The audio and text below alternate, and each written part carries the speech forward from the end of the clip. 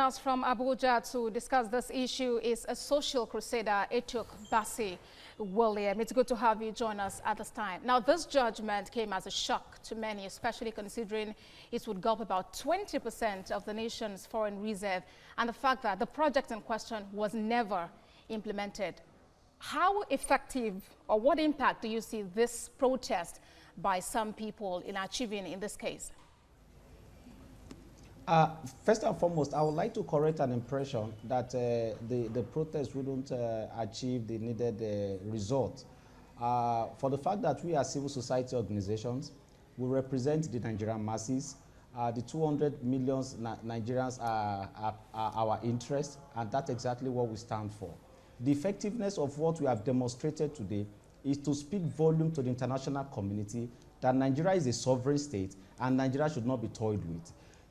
Such judgment that was given in UK is seen at this point as a fraud, and Nigeria is not a dumping ground for fraudsters to come and loot and go.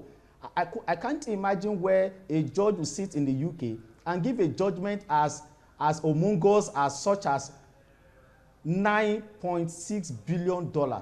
Let me tell you this: the $9.6 billion, if translated into naira, it amounts to 3.5 trillion naira. And it will also shock you that the $9.6 billion is also 20% of our foreign reserve. We are suffering from high level of poverty. We also have unemployment rate that is very alarming in Nigeria today. Where does our government have such amount of money to give to foreigners?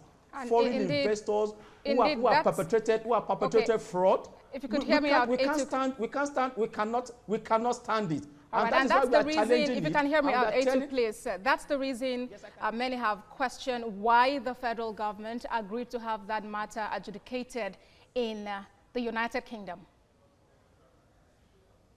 Of course, if the matter is adjudicated in the United Kingdom, it is also the responsibility of the government, which we have tabled before the federal government, that our government should appeal the judgment. We cannot take such judgment so seriously.